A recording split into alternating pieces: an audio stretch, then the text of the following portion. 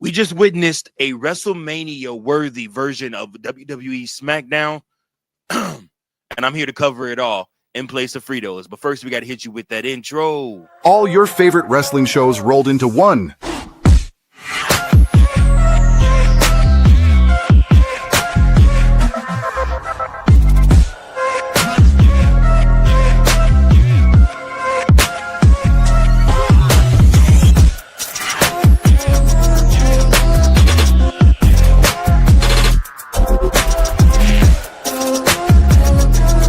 Welcome to the We Book It podcast. Let's start the show. What's going on, We Book It fam? It's your boy, Mike Jones. Gosh, I always do that. It's your boy, Virgil, here with another episode of the We Book It podcast. This is your Friday Night Smackdown review for April 25th, 2025. And guys, we are coming off the heels of an underwhelming WrestleMania, but a overwhelming Monday Night Raw, and SmackDown was sure to be more of the same. So let's get into it. All right, first and foremost, John Cena starts the show as he comes out as the new WWE Undisputed Champion, and he comes out to a chorus of boos and a chorus of people saying, John Cena sucks. John Cena sucks. Something that a lot of the We Book It podcast fellas like to sing because everybody knows I love John Cena. I think he is the greatest of all time. He comes into the ring. He does the same shtick that he did on Monday night where he gets announced while he's in the ramp. He gets into the ring, holds the championship up, and then looks over at the announcer, looks him over, does one of these, tells him, no, you're getting back in this ring. And he makes him get in the ring, and he makes him reintroduce him. Says that his first introduction was unacceptable. He makes him reintroduce him as the greatest of all time, never before seen, number 17-time WWE champion, John Cena. And the chorus of boos continue as people continuously hate on John Cena and his 17th title run. Literally before John Cena can even say anything, though, I hear voices, and out comes Randy Orton to the biggest pop of the night outside of the TLC match, where literally him and John Cena are standing in the ring together, and they talk for quite some time. And like I said, Cena and Orton go back and forth. Cena digs his heels in on the fact of John Cena being the face of the company and Randy Orton being jealous. Randy mocks Cena for not being loyal and being labeled him as an outcast and not being solely focused on WWE. After that, the Viper challenged him to put the WWE title on the line right then and there, but Cena said no because it should happen at Backlash in St. Louis, which we know is Randy Orton's hometown. Cena ended up tossing the title to Orton to distract him so he could attack him. Orton ducked him and ducked another shot from the belt and hit him with an RKO. Second time this week, Randy Orton has knocked Cena for a loop with an RKO. Seeing Cena and Orton interact, obviously, it's nothing new for the fan base. This is honestly, if you started watching WWE anywhere between 2006 and 2007, then John Cena versus Randy Orton is nothing new to you. It actually grew you up. It's what you grew up watching. It's your version of The Rock and Austin. It's your version of Hogan and Savage or Hogan and Flair or whatever, or Sting and Flair or whatever. It's that generation's version of that. So they should put on a banger of a match in St. Louis. I don't expect Randy Orton to get booed one single solitary bit from the Enterprise Center. Actually, our very own Fritos will be there in live and living color for the Backlash pay-per-view. So looking forward to that. I'm gonna see if Fritos could join the stream while he's there. We'll see what happens with that. From there, we move on to Joe Tessitore, obviously confirming that the third hour of Raw will be commercial free.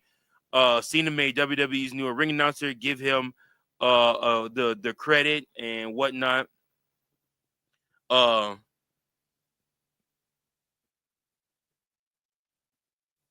Next up, we go to Los Garzas and the brand new tag team to SmackDown, Fraxium. And this is the first match of the night. Obviously, like I said, we knew Fraxium was probably coming up to the main roster. They were going to be done with NXT after dropping the titles at Stand and Deliver. After the match, they got their picture with Triple H pointing at both of them. The match itself was good, really good actually. It even got a "This is awesome" chant from the crowd as the two pairs of aerial artists did what they do best, which is high fly all across the ring. A combo of Spanish Fly and 450 Splash scored Fraxium to win, and what Joe Test called their SmackDown debut. So it looks like we might be seeing more of the former NXT Tag Team Champions in the near future. Next up, we have Tiffany Stratton versus Jade Cargill. So after the break, Tiffany Stratton came to the ring to celebrate her win over Charlotte Flair at WrestleMania 41, but it didn't take long for "There's a Storm Coming" and Jade Cargill to walk out. Jade says, well, first and foremost, she said beating Charlotte Flair only put a bigger target on Tiffany's back.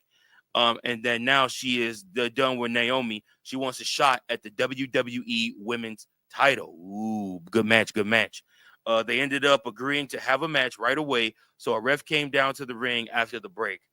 Cargill had a slight size and power advantage, but not by much. Tiffany is a strong competitor and made sure to let Jade know that she would not be pushed around through the match. Stratton almost tripped when she... Hold on, sorry, y'all. Stratton almost tripped when she tried to go for her signature moonsault, but she saved it. Unfortunately for her, Cargill avoided the impact. A minute later, Naomi ran down and attacked Jade to cause a disqualification. Nia Jax showed up to attack Tiffy a few moments later. And then, like I said, the match was won by Jade Cargill as a result of the DQ. I do like that in this match, Tiffy did a good job of playing a babyface without suddenly sucking up to the crowd out of nowhere. She's basically the same person she always was, but she is fighting heels instead of faces. It still is Tiffy time, if y'all were wondering. Next up, we have the new reigning defending United States champion, Jacob Fatu, coming out to the ring with Solo Sikoa to celebrate the United States Championship win.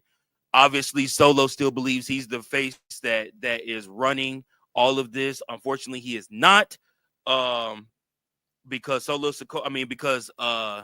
Jacob Fatu quickly put him in his place and let him know that he needs to get in where he fit in. Yarramin Fatu. But anyways, Knight came out and he gave him credit for beating him in the middle of the ring, but said it won't happen again.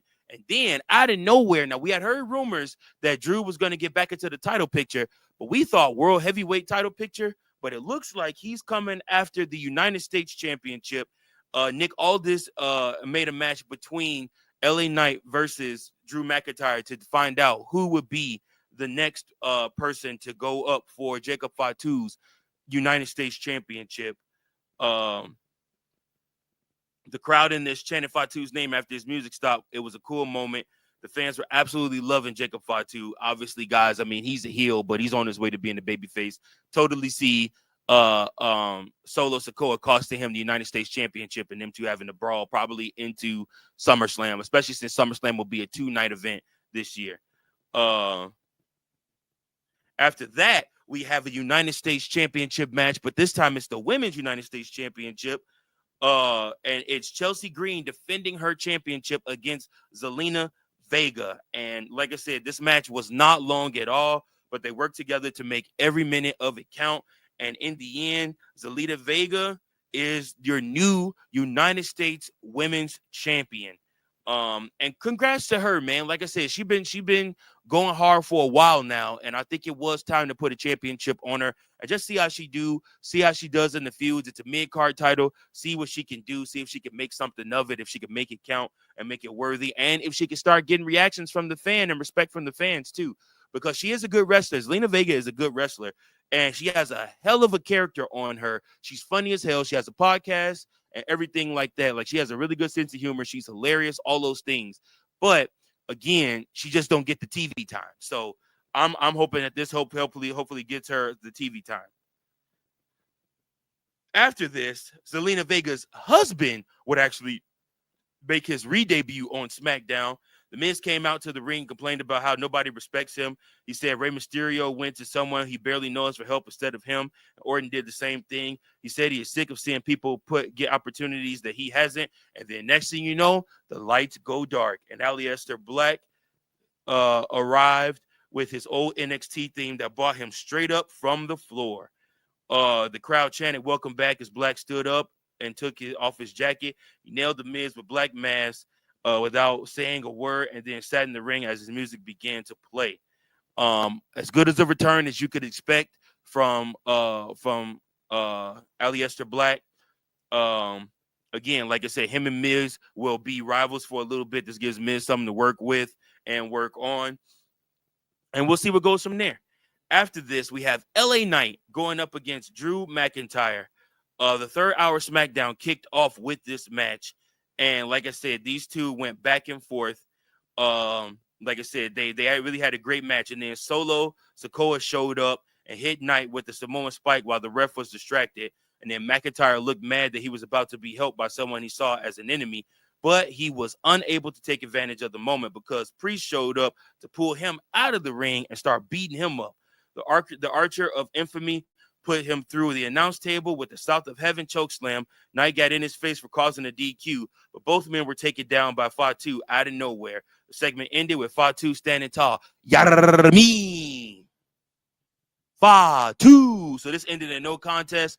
Easily at Backlash, going to be Priest, Fatu, Knight, and Drew McIntyre in a fatal four-way match for the United States Championship. It books itself.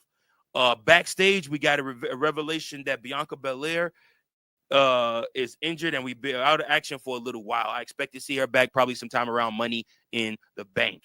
And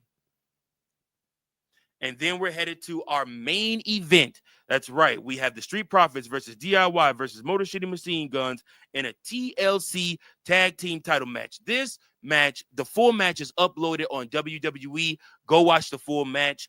I'm going to just tell y'all, it's a great match. The Profits won the match. It's too much to cover in it. So many great moments. My favorite moment being, and this moment went viral, when Montez Ford grabbed someone's prosthetic leg and literally beat the hell out of Ciampa with it. So, I mean, like I said, so many great moments in this match. Go watch it. And a big moment for the Street Profits to retain their WWE Tag Team titles. The WWE Tag Team titles mean so much more than the World Tag titles right now, which is really weird.